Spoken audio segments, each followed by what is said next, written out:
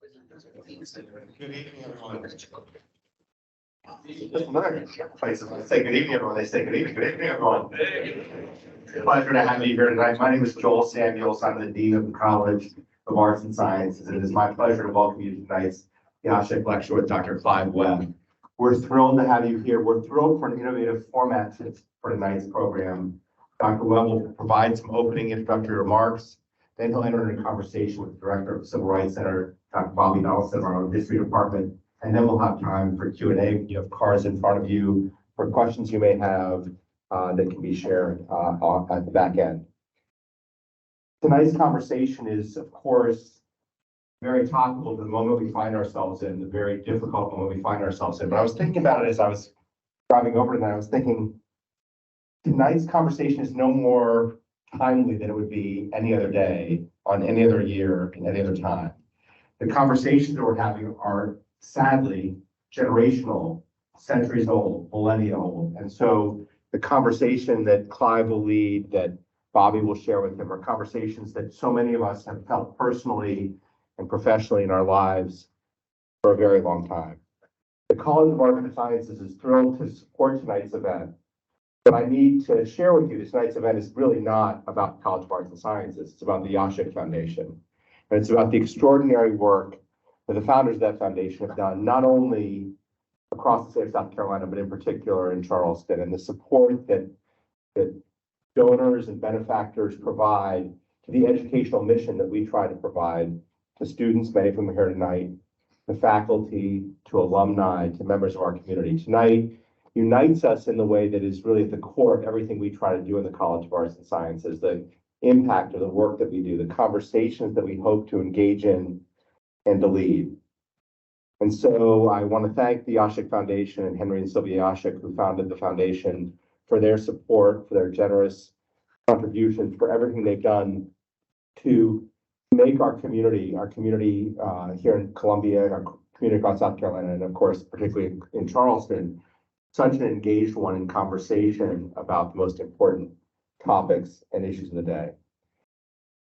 I also need to share that it's a particular honor for me to turn it over to our next speaker, Dr. Saskia Conan-Snyder. Dr. Conan-Snyder took over the Jewish Studies program technically to go on sabbatical. She took it over, and then Meyer Muller kindly agreed. It was a good gig, right? I called his dean. It's another college. I called the College of Education dean. I said, can I hire Meyer Muller for like a semester? I'm not going to really pay him anything or give him much, but he really wants to lead Jewish Studies, and he's a good man. He said, sure, that's fine. And I want to thank Meyer for everything you did, the service you provided in that period, and the leadership you provided and provide on our campus on a regular basis. But it's my pleasure to turn the microphone over to my friend, my colleague, Dr. Saskia Conan-Snyder, a leading scholar in the field, who's also the director of our Jewish Studies program and also a professor in our history department. Saskia.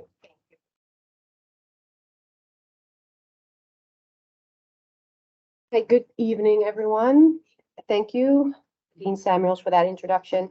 My name is Saskia Conan-Snyder. I'm a professor here of modern Jewish history at the University of South Carolina, where, as Joel mentioned, I also direct the Jewish Studies program.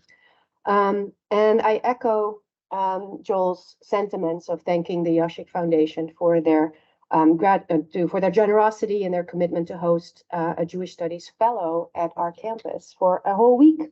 We're also indebted to the College of Arts and Sciences and to its external relations team, Megan Plott and Morgan Watson, who always, every single time, do a wonderful job of translating crazy ideas that we may have into actual events, and to do it really well with a great deal of professionalism and grace. So thank you for doing that. I really appreciate it. I've been at the University of South Carolina for 15 years. It's hard to believe, but already 15 years. And one of the courses that I've taught here since day one is a history of the Holocaust class. And I see many familiar faces today of my students who have decided to come, partly because of the free food, but also because they wanted to generally come to this lecture.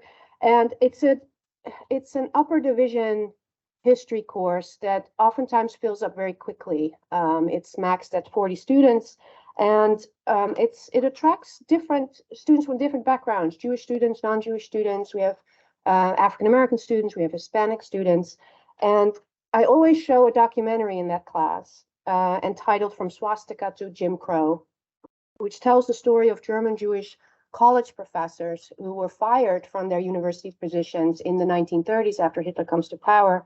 And they flee to the United States in the 1930s.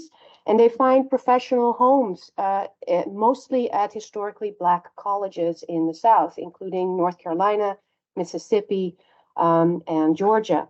And all of a sudden, these Jewish professors find themselves moving from a persecuted minority to being all of a sudden being considered part of the white majority when they come to the United States. And they're often perceived as what one scholar once referred as white, but not quite. And it's not as if there wasn't any anti-Semitism here, and they nonetheless, or they often seen as politically and religiously suspect, but they nonetheless entered a landscape where racism and segregation is based on color, and where the primary other is Black and not Jewish. And again, it doesn't mean that anti-Semitism didn't exist here, but segregation in the Jim Crow South targeted the African American community. And students appreciate this film particularly because it binds US history to Europe and showing the intricate connections across oceans. These are not separate histories, even though we oftentimes teach them that way. And our course curriculum actually shows that various Jewish histories, African American history, and so they're oftentimes also shown as separate histories. But the rise of Nazism and the Holocaust, students learn, didn't happen in a vacuum, leaving other parts of the world untouched. They're deeply intertwined. And so it's no coincidence that the 1935 Nuremberg laws, which removed citizenship rights from German Jews and made marriage and sexual relations between Jews and non-Jews illegal, took inspiration from American race laws already on the books in this country. African American soldiers who fought fascism on the European continent returned to segregation at home. In other words, American and European histories, African American and Jewish experiences, while having distinct voices, are also braided. So the Anne Frank Center on campus here, right next door to us actually, has been quite persuasive in making the case to de-silo these often perceived as detached histories. And its exhibit, and the director is here, Dr. Doyle Stevick, shows the visitors the interconnectedness of Europe and the United States. Anne Frank and Martin Luther King, both of whom were born in the same year, 1929, who are writing in secluded spaces, whether it's in hiding in Amsterdam or whether it's from a Birmingham jail, and both of whom are murdered by racial violence. And Ken Burns's recent documentary, America and the Holocaust, did the same on screen, meticulously examining America's response to genocidal rage that decimated the European Jewish community, 6 million of whom are murdered. So tonight, Dr. Clive Webb will add to this story by talking about the impact of the Holocaust on the African American freedom struggle, particularly in galvanizing a heightened global consciousness on the part of Black activists. African Americans before, during, and immediately after World War II saw parallels between their own condition and that of Europe's Jews, and it provided powerful rhetorical tools for mobilizing support in the struggle against racism in the United States. Global forces, in other words, reverberated at home, something that, as Dean Samuels already indicated, we sense particularly well today. Dr. Webb is professor of modern American history at the University of Sussex in the United Kingdom, and he completed his PhD at the University of Cambridge, and he's the author of several books, including Fight Against Fear, Southern Jews and the Black Civil Rights, published by University of Georgia Press in 2001, Race in the American South, From Slavery to Civil Rights, which he co-authored with David Brown in 2007, a book called Rabble Rousers, The American Far Right in the Civil Rights Era, also published by Georgia University Press in 2010, and Forgotten Dead, Mob Violence Against Mexicans in the United States with Oxford we found out we actually had the same editor, which was lovely to hear. His new and forthcoming book is entitled Viet Damned, How the World's Greatest Minds Put America on Trial, which explores the 1967 Russell Tribunal and its attempt to hold the US government to account for atrocities committed during the Vietnam War. Dr. Webb has written dozens of articles in scholarly journals and regularly contributes to The Guardian and the New York Times. And his current work focuses on mob violence against foreign nationals in the United States and its impact on African American campaigns to outlaw lynching. Research that he shared with us a few days ago on Monday, an event co-sponsored by the Jewish Studies Program, Center for Civil Rights History and Research, and the History Center here at the university. So tonight, Dr. Webb will focus on the ways the unspeakable horrors of Nazi persecution of Europe's Jews shaped the discourse among Black civil rights activists who couldn't help but draw analogies between their own oppression, in the United States, decrying the hypocrisy of white Americans for condemning Nazism while ignoring racial discrimination at home. His work on this topic earned him the Arthur Miller Institute Prize from the British Association for American Studies. After his presentation, will be about 25 to 30 minutes or so, Dr. Bobby Donaldson will join him on stage and they'll have a conversation about this topic. Dr. Donaldson is a scholar of Southern history and African American life and culture in 19th and 20th century, and a faculty member of the Department of History here at the university. Dr. Donaldson wears many hats. He has served as a consultant for museum exhibitions, archival collections, oral history initiatives, documentary films, and history preservation projects, including the renovation of the Booker T. Washington High School in downtown Columbia. He currently directs the Center for Civil Rights History and Research, housed in the Hollings Special Collections Library here on campus.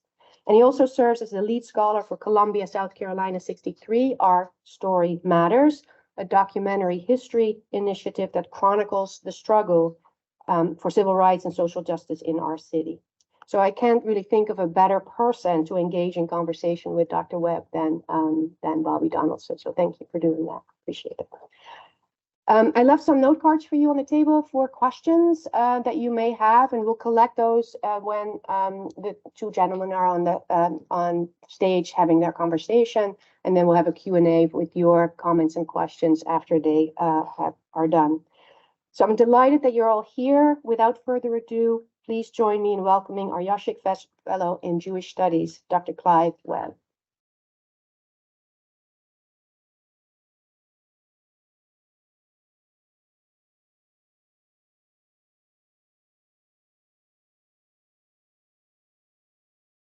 Good evening, everybody. That's the closest I've ever come to looking like a lawyer or a real estate agent. So I'm going to enjoy that. The moment's gone already. Thank you very much for coming this evening. It's both a pleasure and a privilege to have been invited to come to the university. I've met some wonderful people in this last few days, had some extremely memorable experiences.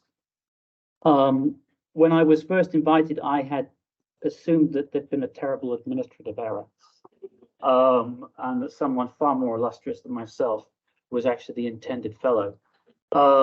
So you may reach that conclusion yourself after listening to me for 25 minutes or so.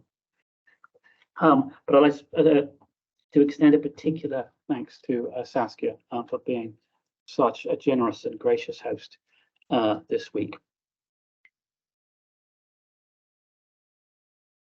On the evening of Sunday, the 7th of March, 1965, millions of Americans settled in their living rooms to watch the ABC Sunday night movie, director Stanley Kramer's star-studded epic, Judgment at Nuremberg.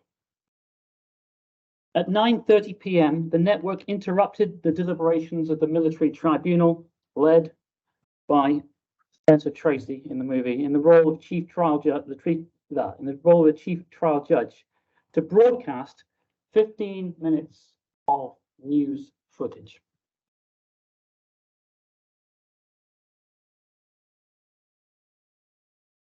Earlier that day, 600 civil rights activists had marched to the Edmund Pettus Bridge in Selma, Alabama. When the demonstrators refused an order to turn around, a band of posse men and state troopers tore into them with tear gas, billy clubs, and bullwhips.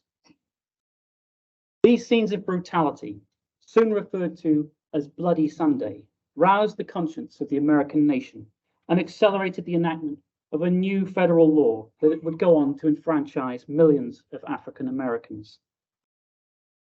For the television audience tuned to ABC that night, the sense of shame and outrage induced by the scenes from Selma was all the more acute because of the unplanned juxtaposition with the movie they had been watching. Judgment at Nuremberg contained actual footage taken by Allied soldiers of Nazi concentration camp victims. The elision of these images with those from Alabama communicated a clear message.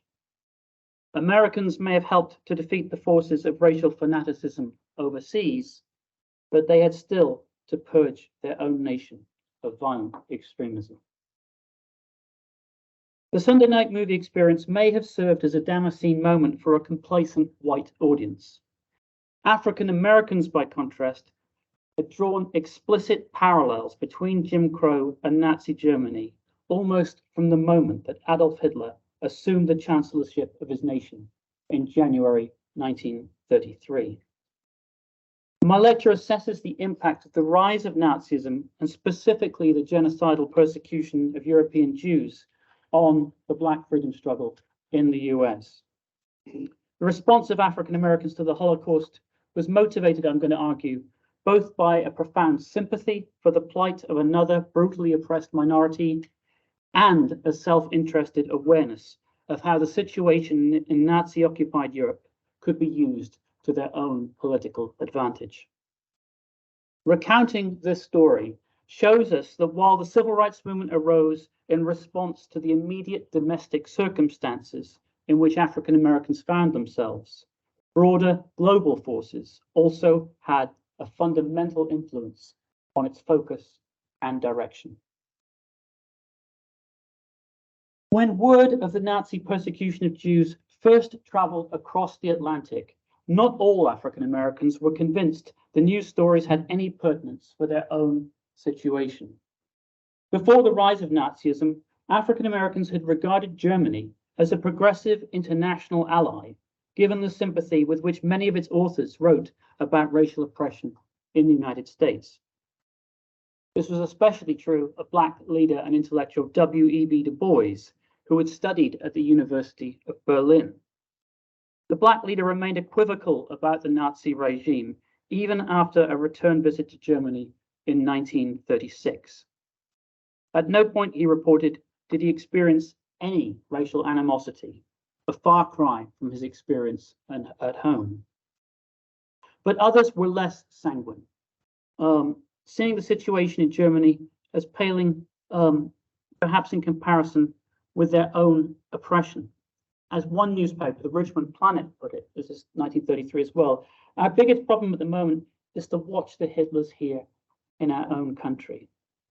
And it's examples such as this that have led some historians to argue that African Americans were very slow generally to respond to unraveling events in Germany in the early 1930s. But I think that those examples that I've just given were more the exception than the rule. Despite the indifference or hostility of some African Americans, there were many who denounced Nazi anti-Semitism from the outset of Hitler's ascendancy to power. 3 months after Hitler became chancellor, the Chicago Defender attempted to communicate his violent racial fanaticism to readers by comparing Hitler with Simon Legree, the sadistic plantation owner responsible for the death of the eponymous hero of Harriet Beecher Stowe's novel, Uncle Tom's Cabin. And a year later, the Negro Star drew the same analogy in this cartoon, depicting Hitler whipping an enslaved African American. So as a way of trying to interpret and understand the events that were taking shape in Nazi Germany, African Americans looked to their own historical experience as a way of trying to find some precedent and some analogy. At its annual conference in 1933, the National Association for the Advancement of Colored People issued a resolution deploring the anti-Semitism of the Nazi government and pressing the International Olympics Committee to transfer the 1936 Games to another country. African Americans celebrated the eventual triumph. You'll be familiar with both of these figures. Jesse Owens, in the first instance, who won 4 gold medals at the Berlin Olympics, as not only an outstanding sporting achievement, but also a refutation of Nazi racial ideology, notions about white Aryan racial supremacy. And similarly, when black boxer Joe Louis avenged an earlier defeat with a technical knockout of the German Max Schmeling at Yankee Stadium in New York in June 1938, it again served as a larger symbolic blow against Nazi racial theories. The African American press emphasized common cause with Jews in fighting all forms of racial and religious persecution by pointing out that black citizens in Germany were also the victims of Nazism. When the Nazis came to power, there were between 20 to 25,000 black people in Germany. Although not the victims of systematic state persecution, black Germans suffered serious discrimination. African American political commentators were acutely aware of Nazi racial attitudes towards people stereotyped as non-Aryan and of such policies as the prohibition on interracial sexual relationships, the exclusion of black entertainers, including the banning of what was described as degenerate jazz music, and the enforced registration of people of color in German-occupied territory. Once the United States had entered the Second World War, the contemptuous ridicule of African American soldiers, including the particularly brutal mistreatment of black POWs, further demonstrated the threat that the Nazis posed to all racial and ethnic minorities. Indeed, several African American commentators claimed that should the Nazis win the war, it would mean the literal re-enslavement of black people. Later reports of the discovery of black bodies among the burned corpses at several concentration camps further strengthened African Americans' identification with Jews. So in other words, this broader sense of diasporic identity that African Americans have with fellow people of color who are part of that larger diaspora leads them to kind of have a sense of a kind of a vested emotional interest in what is happening. And to see really that the Nazis are a threat to all minorities. As the US became more outspoken in its condemnation of Nazi persecution of Jews, some African Americans, it's true, reacted with bitter anger at what they saw as white hypocrisy. How, they argued, could the oppression of a minority in another country provoke outrage, while violent discrimination against fellow citizens at home induced only apathy and complicit silence?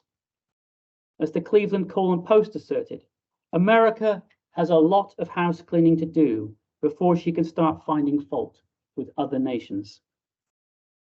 African Americans focused in particular on the issue of mob violence to illustrate white double standards. In February 1934, the black press decried members of the Senate who piously supported a resolution condemning Nazi anti-Semitism, but who also opposed the enactment of a federal anti-lynching law. In an editorial for The Crisis, the NAACP's Roy Wilkins wondered, quote, how people can become so stirred over raiding stormtroopers in Germany and remain so quiescent over raiding mobs in Dixie. Black political commentators underlined their criticism of white American hypocrisy by pointing out that the Nazis invoked the discriminatory practices of the southern states to legitimate their own policies, a point that Saskia made in her introduction.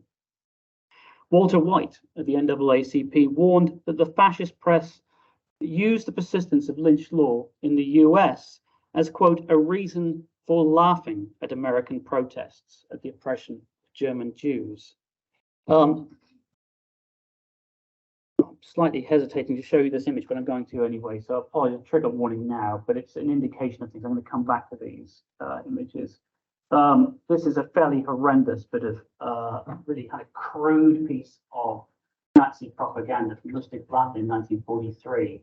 But images like this were actually circulated during the war to African American troops as a way of discouraging them, undermining their morale and their commitment to the Allied war effort. So the Nazis propagandized American racism as a way of, saying, you might be trying to fight a war to secure the liberation of the oppressed peoples of Europe, but look at the fate that awaits your own people back in the United States. More than this, though, some African Americans suggest that there was a fundamental ideological affinity between Nazi Germany and the Jim Crow South. According to Roy Wilkins, the Nazis were avid enthusiasts of the Southern racial system because it adhered, as he put it, adhered to their own idea of a government by a master race without any interference from any democratic process.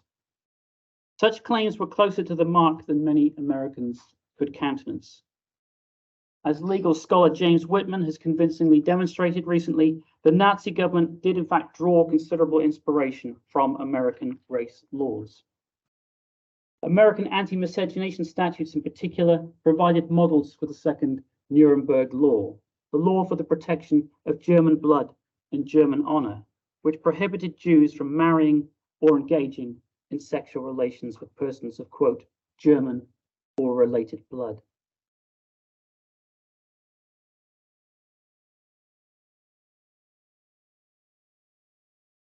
African Americans also warned against the naysayers satirized by the novelist Sinclair Lewis, whose reaction to the rise of European fascism was, in the words of his 1935 novel, that, quote, it can't happen here.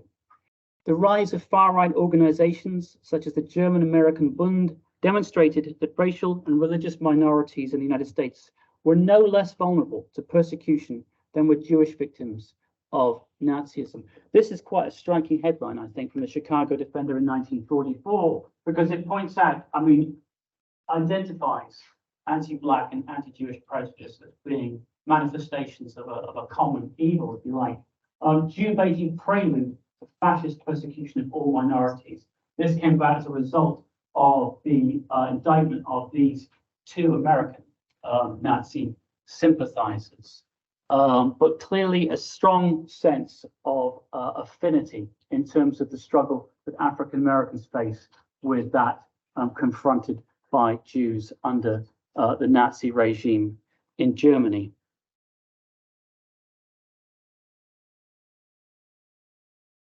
The willingness of white Americans to take up arms against fascism without waging a similar offensive against racial discrimination within their own country caused indifference and even hostility on the part of some Black people towards the American war effort.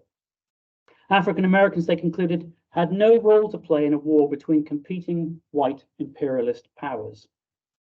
But many civil rights activists recognized that by contributing to the war effort, Black people could use the fight against fascism to promote toleration and inclusion of minorities at home as well as abroad.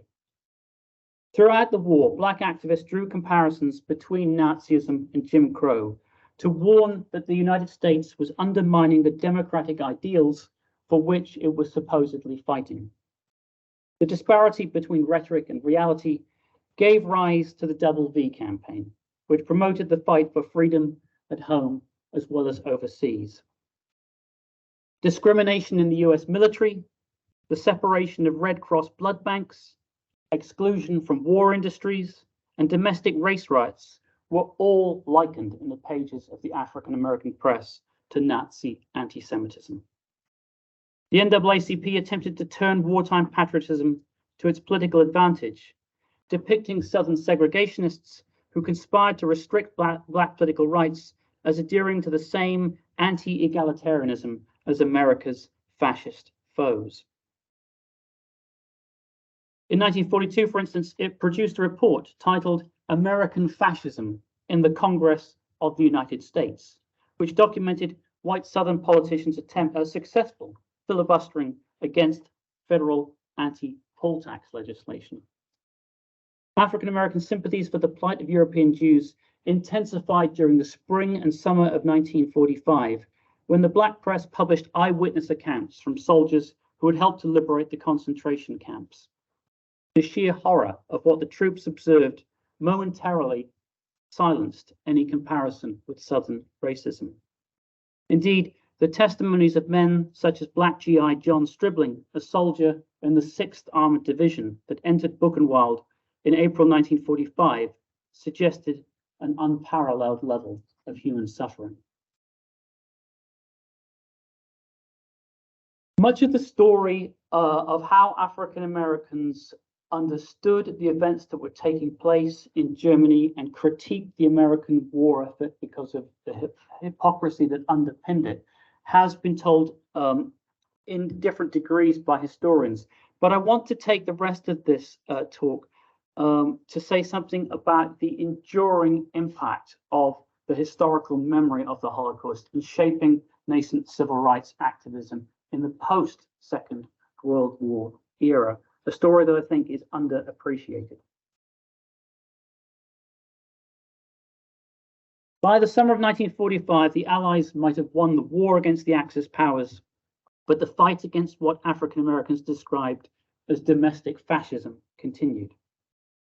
It was bitterly ironic that within only a few years of the war ending, German newspapers should criticize the persistence of racial violence and discrimination in the US as evidence of the country's failure to live up to the ideals for which it had fought and defeated the Nazis. In an astonishing twist, the German press started to offer moral instruction to the US on the need to improve minority rights. Moreover, the source on which the defeated enemy drew much of its criticism of American racism was, paradoxically, the testimony of African American GIs engaged in the military occupation of their country. The lessons of the war appear to have been learned faster by a Germany determined to dissociate itself from the recent past than by a United States that have fought against it in the name of democracy. There is a fundamental contradiction, asserted de Welt, between the democratic belief based on the Declaration of Independence and the Bill of Rights, which every school child learns by heart, and the fact that the rights and liberties of which America is proud and which it demands for people behind the Iron Curtain are refused to every 10th American citizen. Black activists framed racial discrimination at home as a betrayal of the democratic ideals for which the nation had fought, accusing white supremacists of treasonously subverting Allied victory by perpetuating the ideas and practices of the United States' wartime enemies. Hence, the Afro-American newspaper branded Southern senators who filibustered against the establishment of a permanent Fair Employment Practices Commission, the body established during the war to combat workplace discrimination, as mounting, in its words, as a memorial to Hitler. The African American press similarly responded to post-war racial violence that targeted returning Black servicemen. Here's one such story. It relates to the racial riot that broke out on the streets of Columbia, Tennessee in February 1946. This newspaper response to it, this is the Chicago Defender: Hitlerism is not dead. Comparing the story, maybe not be able to read all the small print there, but it compares the mob that ransacked Black homes and beat their terrified inhabitants to the SS. For African Americans, the war would not be over until the United States had defeated the fascists within their own midst. The fate of the defeated European fascists also remained. Before I even go on to that, just to show you this kind of, it's an enduring motif, really, of African American newspaper commentary for years after the war is over. That while the battle to defeat the forces of violent prejudice have resulted in victory in Europe, battle still has to be fought and won closer to home. America, here we can see American Hitlerism is the headline here. This ghastly figure separating black from white. America, so a reminder, Hitler wants to divide and conquer. So utilizing the very recent historical experience and memory of people about the war as a means of trying to mobilize moral and political support for the black civil rights cause. And you see it again here in this cartoon from an Arkansas newspaper in July 1950, the specter of Hitler looking on at groups of people who divided themselves up because of their racial, religious, ethnic antipathies towards one another. Wake up, America. Don't echo Hitler. The fate of the defeated European fascists also remained a concern for many African Americans. Black attitudes towards the prosecution of Nazi officials who had perpetrated the slaughter of European Jews were informed by a profound sense of moral outrage, rooted in their sense of affinity with the victims. The Black press believed that Allied forces should be unsparing in their punishment of Nazi war criminals and condemned any temporizing on the matter by military or civilian authorities. The Black press offered zealous support for the prosecution team at the Nuremberg trials that commenced in November 1945. African American newspapers forcefully condemned those who complained that the death sentences handed down against a dozen of the defendants constituted a gratuitous act of victor's justice. If they could only speak, asserted Black journalist Lucius Harper, what would the 6 million Jews say about the objections of these dry-eyed American weepers? African American perceptions of the post-war prosecution of Nazi officials were also filtered through the interpretive lens of their own historical misfortunes and future hopes. Black political commentators claimed that their own people's history provided an important lesson to Allied authorities wrestling with the prosecution of Nazi leaders and the post-war reformation of Germany. 8 decades earlier, the end of the American Civil War had raised the hopes of African Americans that they would not only be liberated from slavery, but also granted sufficient land to establish themselves as independent farmers. However, the post-war reconstruction of the South had failed to fulfill the aspirations of newly emancipated African Americans to attain equality with their former masters. According to journalist John Robert Badger, quote, if the forces which prosecuted the Civil War to success had completed their task and crushed the former slaveholders, even stripping them of their plantations and distributing these to the former slaves, our own history would have been vastly different. The continued suffering of African Americans that followed from the failure to enforce radical change on the former Confederacy, he opined, could, quote, contribute a special answer to how to deal with the defeated Nazis. The bitter post-war experience of African Americans was therefore a warning from history that the Allies should be unsparing in the prosecution of Nazi war criminals and the restoration of the rights and property of the Jews who survived their reign of terror. As Lucius Harper asserted, quote, had America in 1865 followed the advice of Thaddeus Stevens, that noble congressman from Pennsylvania, tried, convicted, and sentenced these traitors to the gallows, as was accomplished at Nuremberg, this nation today would dwell in better brotherhood, in better democratic principles. The Allies, in short, must achieve for European Jews what the US government had failed to do for African Americans.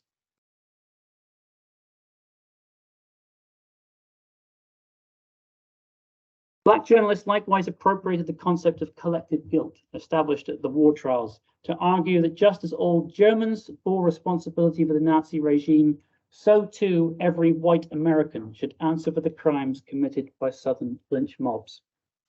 They condemned Allied prosecutors' restricted definition of crimes against humanity as applying only to acts committed in wartime, as a cynical ploy to avoid similar prosecution for the racial violence white Americans inflicted on African Americans in peacetime. A more inclusive interpretation of crimes against humanity and collective guilt was therefore essential, they argued, to ensure justice for all victims of racial violence. Journalist Gordon Hancock was among those who condemned the victorious Allied forces for their failure to acknowledge that they had crimes of their own for which to atone. Our nation breeds lynchers and pretends to dislike their lynching, he observed. The world breeds Nazis and hangs them high on a scaffold. The Holocaust also influenced enthusiastic support among African Americans for the newly established United Nations Commission on Human Rights. A May 1945 editorial in the Atlanta Daily World ardently endorsed an appeal by the American Jewish Committee to President Harry Truman to support the establishment of a permanent commission with responsibility for the protection and promotion of religious liberty and racial equality, specifically the restitution of all property seized, damaged, or destroyed by the Nazis. The fate of European Jewry further induced Black civil rights groups, most notably the NAACP, to lobby for the Convention on the Prevention and Punishment of the Crime of Genocide, adopted by the UN General Assembly in December 1948.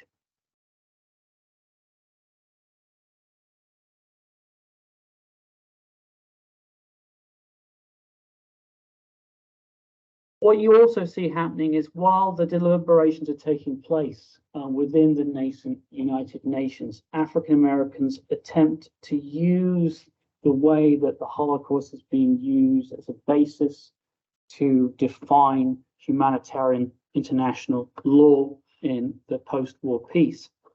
They use that to try and also push for the protection of African Americans, specifically by including the crime of lynching within the definition of the newly defined offense of genocide.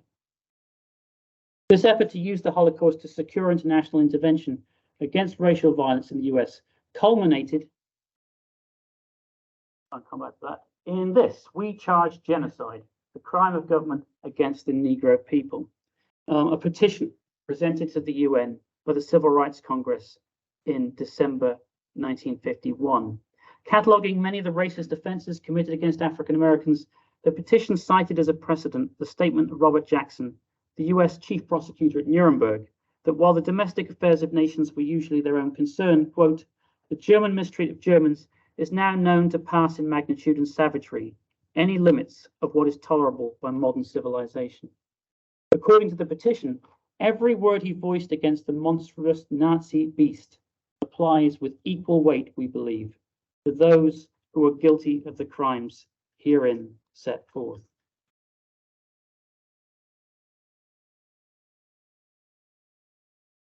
And African Americans during the 1950s into the 1960s would continue also to manipulate historical memory of the Holocaust to their own political advantage.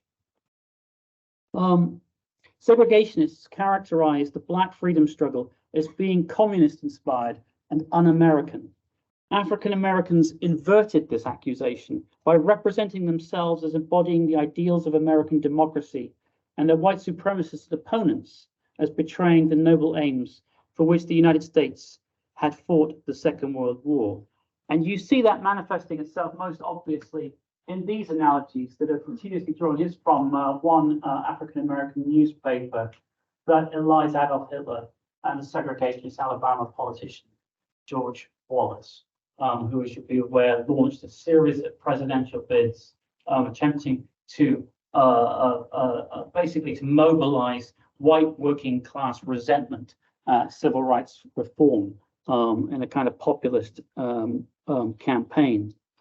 And so this idea that the white segregationists in the South are essentially Dixie Führers is a recurring rhetorical strategy used by African Americans. In other words, drawing upon the historical experience and memory of the Holocaust as a means to mobilize public support for civil rights reform and to invert the idea that African Americans are somehow the un-Americans in the struggle for civil rights, but it is those who portray the wartime ideals and aims of the Allied forces who have inherited the mantle of Hitler's regime. And what I would argue, and I'm just going to close here, is essentially that this is a moment of historical convergence between African Americans and Jews from the 1930s through the 1960s, one that starts to unravel in the later 1960s and beyond as a result of the rise of Black Power. And I'm not going to go into that in any detail now. Perhaps that's something that could come up in the questions. But I want to end simply by observing that the parallels Black people drew between Nazism and American white supremacy were never precise. Although white authorities often colluded in acts of racial intimidation and murder, the extermination of African Americans was not a systematically coordinated government policy, at least in the 20th century. Yet African Americans' invocation of the Holocaust was intended metaphorically as well as literally. In demonstrating the relational connection between Jim Crow and Nazi anti-Semitism, Black activists encouraged the American people to contextualize and thereby more clearly comprehend the realities of racial oppression in their own country. Whether African Americans represented their own situation as better, similar, or worse than that of European Jews, their repeated use of the Holocaust as a contemporary or historical reference point also emphasized its exceptional significance. But the Holocaust was a moment of historical singularity. For African Americans in the decades before, during, and after World War II, establishing, if not the equivalence, then at least the similarity between their own condition and that of European Jews provided a powerful rhetorical tool for mobilizing moral and political support in the struggle for civil rights reform. Thank you.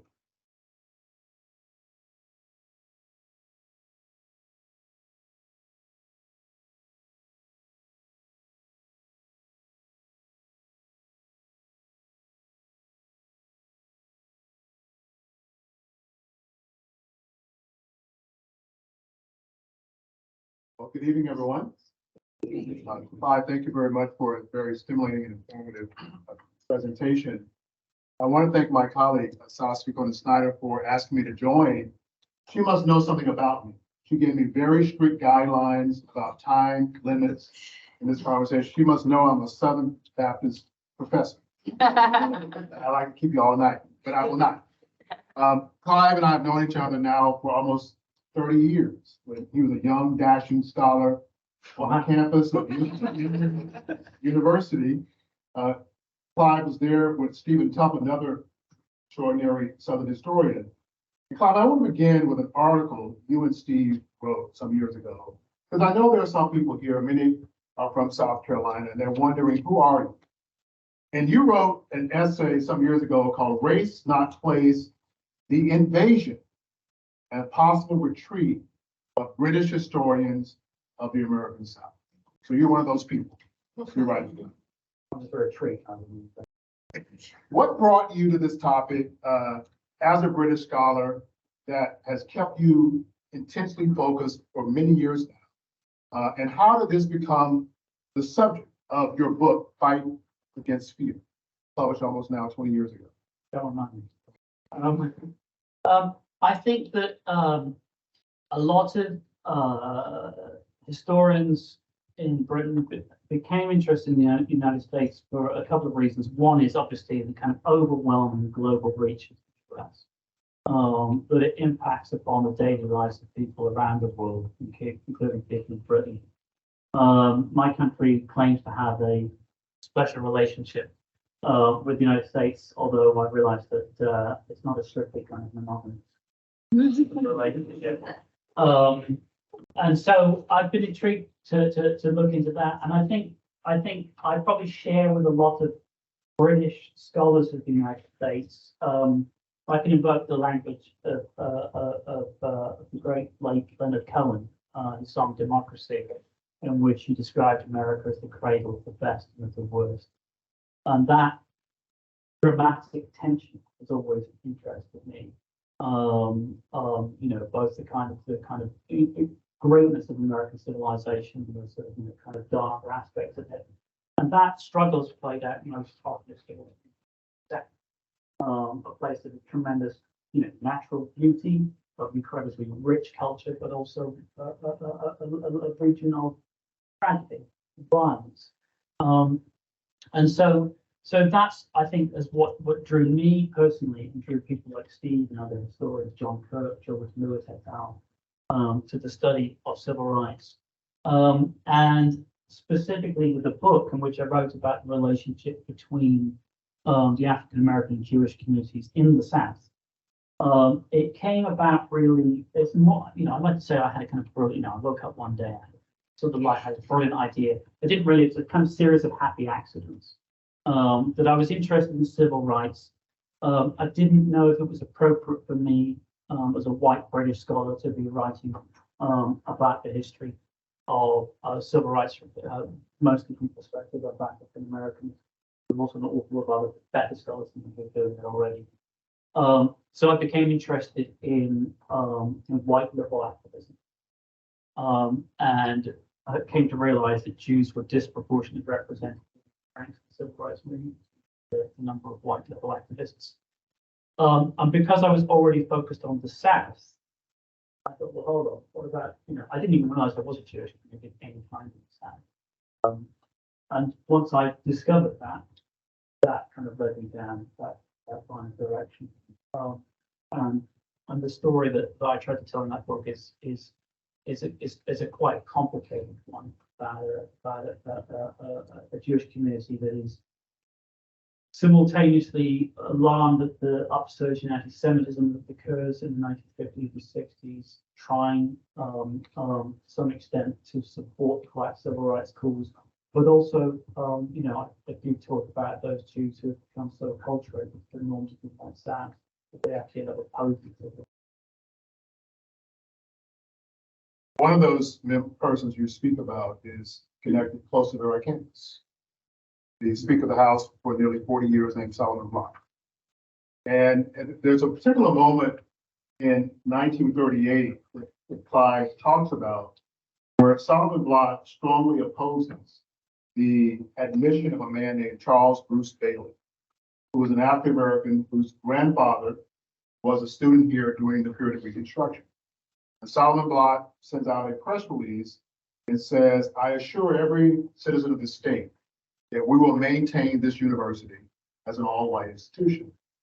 What you cite that I was surprised to see was there was a professor across town named Guernsey Nelson, who was a professor at Benedict College. And Guernsey Nelson published an extensive letter to the editor in the state newspaper where he uses the themes of your talk. He uses the Holocaust as a question mark to Saul Block, saying, how dare you, given all that your people have endured. But you also use Saul Block as a kind of a window into saying that we need to really critique this long-standing study of Black-Jewish relationships, that there is more to say beyond the romantic discussion of Black-Jewish alliance.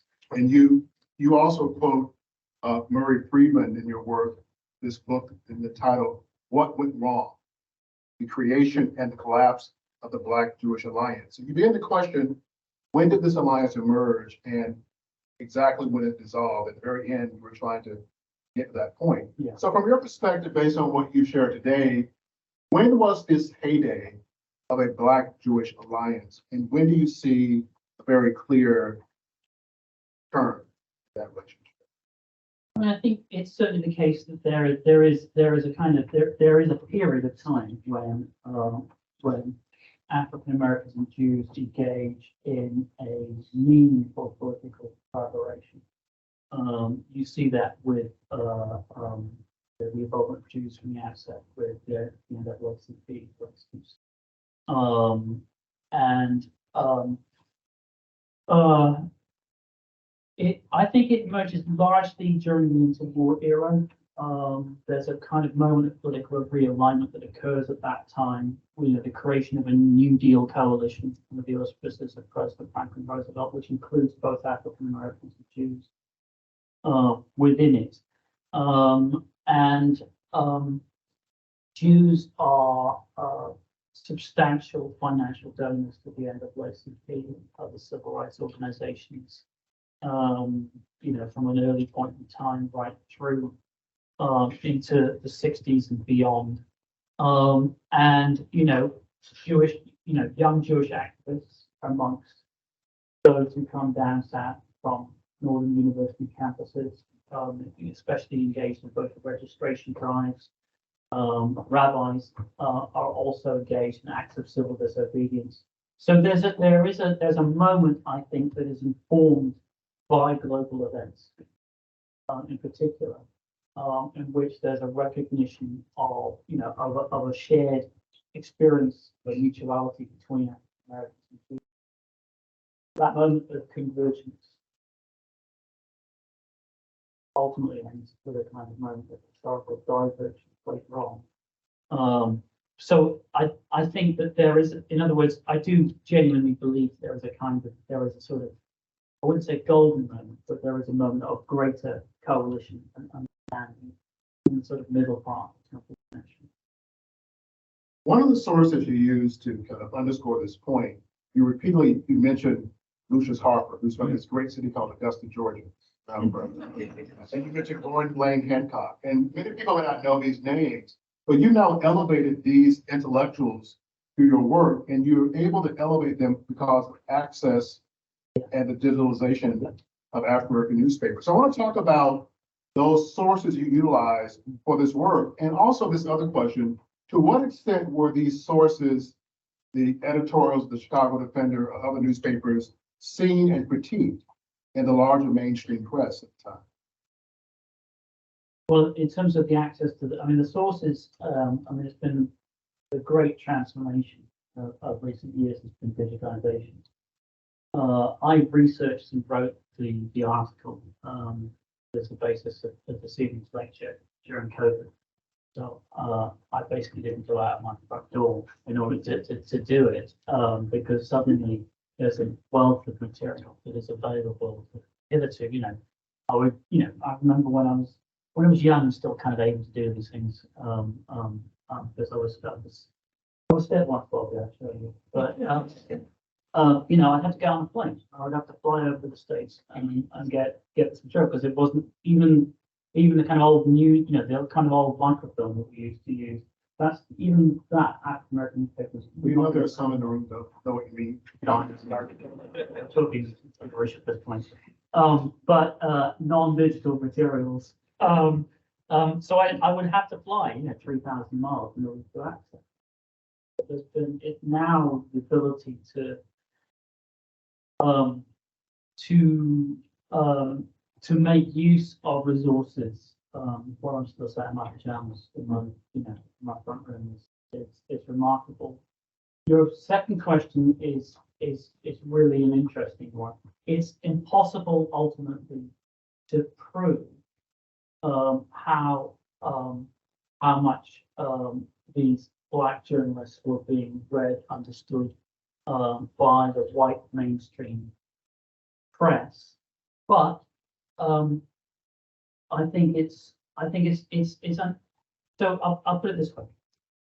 It's difficult to know to what extent African American lines of protest shape white liberal opinion, or the reverse is true, or whether there's just a kind of that these are lines of criticism that are running along parallel lines and converge at various points. What I'm thinking here is that this kind of all the stuff about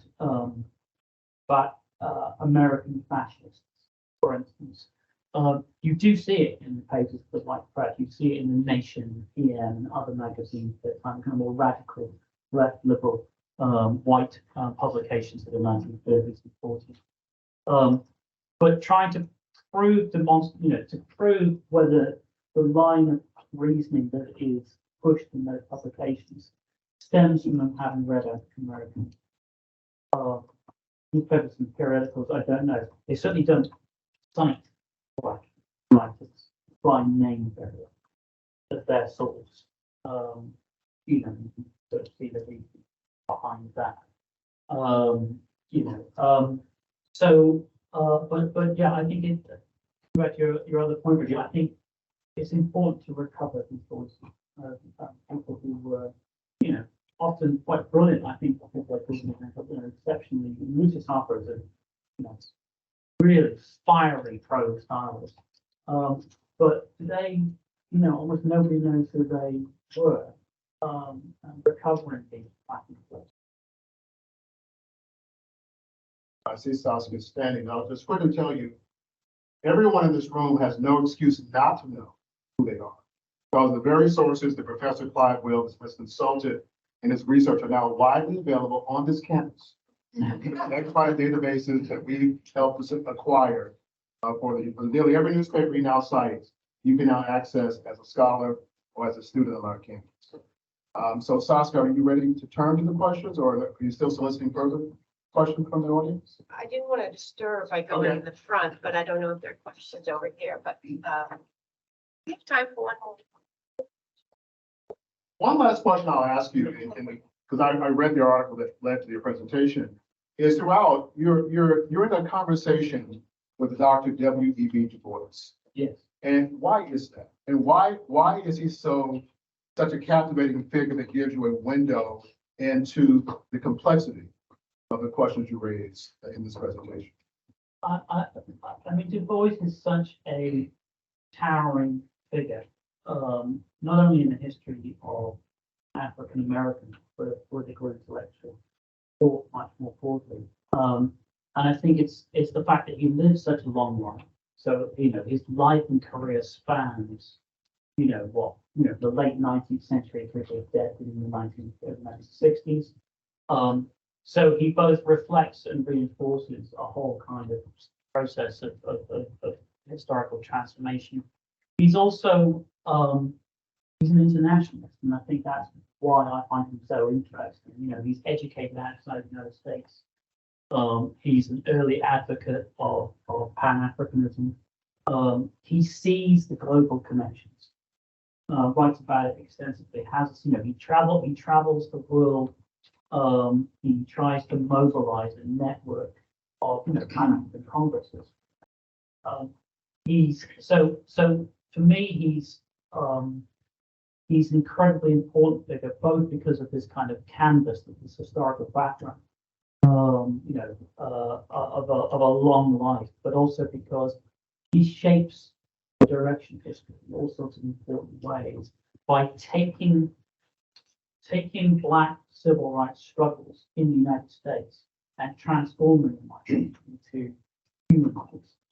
So he internationalized the civil rights cause, and one of the most important intellectual progenitors. So Saskia wraps up the question. One last one. You mentioned at the very end, kind of a tease almost, about the impact of the Black Power movement in transforming or impacting this historic relationship between African Americans and free citizens. Say a little bit more about, from your perspective, how the rise of Black nationalism and the Black Power movement shapes or impacts this relationship. I mean, I think it did have a negative one, unquestionably. I mean, our understanding of Black Power can transform in recent years. It used to be seen as a kind of, destructive, nihilistic force that had brought down the old civil rights coalition. We have a much more nuanced, positive understanding of the importance of Black Power now. I think the relationship between Black nationalists and Jews was nonetheless damaging to the coalition between them. Black radicals, identify, they see themselves as being in alliance with a larger global struggle against white supremacy. They connect their cause to, might be the Cuban revolution, might be Palestinian liberation. And as a result of that, in the minds of a younger generation of angry Black activists who do have this international outlook, they tend to see Israel to kind of output like Western imperialism. And they end up supporting, you know, in the military conflict in Israel. Was engaged in the 1960s and 70s. They opposed Israel. So there's obviously kind of, you know, very damaging impact that has. You know, so it's not the only kind. You know, the existing cooperation between Jews and African Americans in other civil rights organizations like the NAACP. There is this fracture that results from the rise of Black power and racism. So I'm going to surprise two of my colleagues in the Civil Rights Center. They know I have 6 pages of notes. And I'm not going to read any more questions. I'm going to turn it. Let's ask you for comments from the audience. Thank you. I've left the question for a couple more, just pass them forward. I noticed my students got a bit uncomfortable because I used the exact same note cards for the quizzes. Quiz tonight. So we have a couple of questions, Clive, for you. The first one asks, you talked about how the Black press used the Holocaust to advance civil rights arguments. What were the Jewish responses in America and in Europe, their reactions to these arguments? I candidly don't know how aware German Jews were of African American editorials about the rise of Nazism. It'd be fascinating to know if I had a command of German or Yiddish that I do not. There's a great one of your students can whoever answers the question. That's their big research project. But the American Jewish press certainly is aware of what's being articulated in the pages of African American newspapers and magazines, and in some instances will, in a way that the mainstream white publications very rarely do, will cite editorials from, say, the Chicago Defender or Pittsburgh Courier. So in other words, the audience for these editorials is not, you know, the intended audience in the first instance are Black people who read these publications, but it does reach beyond them. And African Americans do become aware of the kind of sense of solidarity that's articulated in the pages of the Black press. About W.E.B. Du Bois's visit. He publishes this article on the Warsaw Ghetto after the war. Yeah. Can you tell us a little bit about this? Like, what was his experience there, and what did he say? As I said in the presentation, Du Bois was very slow. I think, you know, I mean, you have to realize that, I mean, African Americans looked to several European nations as offering alternative models to American racial practices in the 19th and 20th centuries. Britain, France, and Germany were all held up as examples of more racially progressive, inclusive nations. So, and you know, and Du Bois, who'd been educated in Germany, it's an imaginative leap for him to come to terms with the way that the country has been changed by the rise of the Nazis to power. You know, as I said in the paper, you know, he is slow to kind of really kind of absorb it. So much so that there are, I mean, if you go back to digital sources, no doubt available through the University of South Carolina. Thanks to Bobby's but the Du Bois papers, for instance, have got letters written to him by Jewish activists saying you need to come out and make an explicit statement you don't support Hitler. So, you know, there's that level of ambiguity in the 1930s about his position. He does eventually come out much more explicit, and he does so when, you know, witnessing what he does. And it leads, you know, so in other words, there's a reevaluation on his part ultimately of what he has seen. And to the point where he actually writes that what he's witnessed is on a scale, you know, beyond anything he has imagined before. So he goes from being, I mean, he's never pro-Hitler, of course, but, you know, he goes from being slow to really come to terms with the scale of anti-Jewish persecution to fully embracing the realities of it. One of our audience members asked, how were African American POWs treated at Nazi-controlled camps? Not well. In a word, I mean, it becomes one of the, I mean, they're not treated well, and that becomes kind of further evidence of just, you know, that African Americans and Jews are both, you know, common victims of Nazism. But it's also the case, and this has been well documented by other scholars, that of course German prisoners of war tend to receive kind of, you know, privileged treatment that's not afforded to African American soldiers. And, you know, if you're trying to fight for your country and your country is actually treating the imprisoned enemy better than you, then nothing could kind of more starkly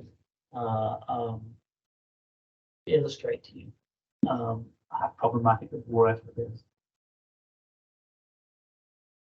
Another question asked, was the syphilis experiment committed on African Americans was that done so by copying Joseph Mengele and other Nazis?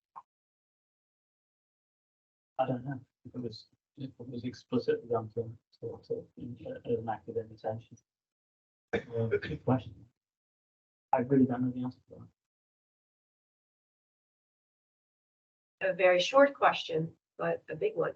What is the greatest fear today? I'm sitting in front of an audience. When it's already gone midnight in UK time, flagging badly. So I'm definitely more terrified. Greatest fear, and the greatest fear today is global, you know, the existential threat posed by. Well, don't look at me as if I have. No, I'm just asking. It's the threat of an ecological catastrophe, surely, because it's something that affects all of us. One audience member asked, compare the experiences between German POWs in America and African American soldiers fought abroad. I touched on that a little already. I mean, I think that you know, I mean, if you're a German prisoner of war, you are still what? You know, I mean, nothing could kind of bring home more, as I said, more to African Americans that wearing the uniform of their country does not bestow them with the same kind of privileges that it does even to imprisoned prisoners of war.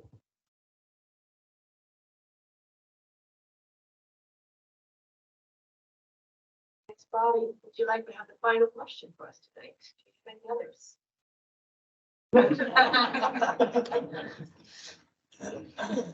How many notes? Open back your notes. Well, I just want to, it may be a question about where we are in this moment, in this country, in this world. So many may know that Dr. Martin Luther King Jr. Spent some of his last research days in South Carolina. He was at a place called Frogmore, the Penn Center, where he was pulling together research notes for his last book. Where do we go from here? Chaos or community? And as you think about the research you've done now, you recognize this moment, right now, this moment. What lessons are there to be gained as we try to make sense of this world now from the research you've been spending the last 2 decades, 3 decades now researching? I think, you know, I'm an innate pessimist. I have to. I often despair of what we do to one another as a human race, and specifically in terms of, you know, I talk about thinking more about the British experience here and ugly manifestations of prejudice that have come up, for instance, with the Brexit vote. It's been absolute disaster in all sorts of ways, not just economically, but the kind of in kind of unleashing of bigotry and nativism that I didn't realize my country possessed. I've got to find something more positive to say now, hang on. So I think that the lesson, and then it will sound almost like a kind of Clinton card style thing, but on my card thing is actually, you know, there's more that unites us than divides us, and that my work has always been about people who have found themselves oppressed, in the margins. And if those people can find common cause, they can bring about meaningful change. And realizing that there may be class or racial or religious differences. But a recognition of their common brotherhood and sisterhood is the most effective means by which they can withstand the forces of bigotry that are still sadly all around us. Period, Saskia.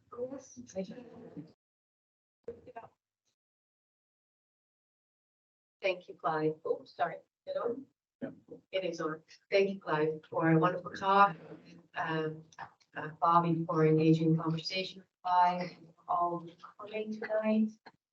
This was wonderfully thought-provoking, and thank you for being our Yashik Fellow in Jewish Studies for the entire week. I know we've exhausted you. Even